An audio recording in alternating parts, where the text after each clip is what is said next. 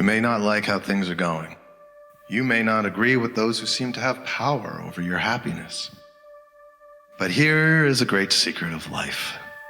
You have way more influence than you realize.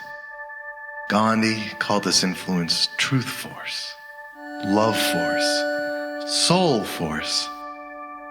It is the inherent power in you to conjure the truth and the very best in other people. It is the power in you to change people's hearts and minds by changing the way you see them, by changing the way you observe them. Nobel physicist Max Planck said, when you change the way you look at things, the things you look at change. Scientists have discovered that when a teacher is merely told a student has a higher IQ, that student's IQ rises to meet the teacher's expectations. Expecting the best from people brings out the best in people. But the reverse is also true.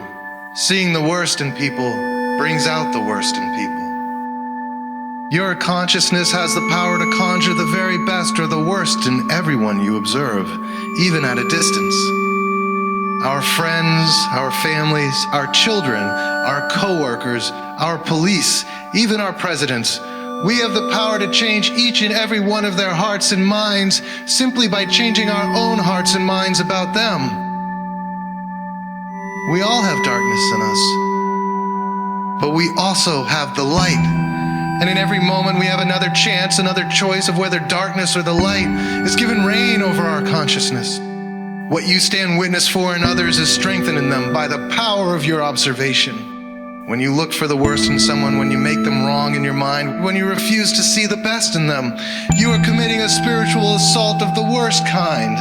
For you are testifying against their ability to choose the light, standing witness for the darkness in them, and strengthening its power over their heart and mind. If you ever faced a hostile crowd, a hostile cop, a hostile lover, you felt the destructive force of another's contempt for you, do not give in to this way of seeing.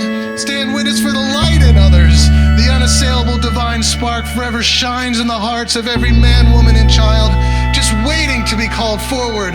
When you call on the divine spark in someone, you lend it the strength to prevail in their consciousness. The power of your divine witnessing calls forth the truth in other people's minds. It calls forth the love in their hearts. It calls forth the grace and the beauty of their souls. Divine witnessing is the most powerful form of nonviolence because it heals the very source of violence. It turns your enemies into friends, even when you thought they were deplorable and wrong. In a place where you see no light, you make your own. You call upon the divine spark within you and invite it to reveal itself in those who oppose you. The divine spark in your heart ignites itself in others through the blazing light and love of your consciousness. Witness for that, strengthen that, insist upon that. The truth in me calls out to the truth in you. For it is only that I will stand witness to.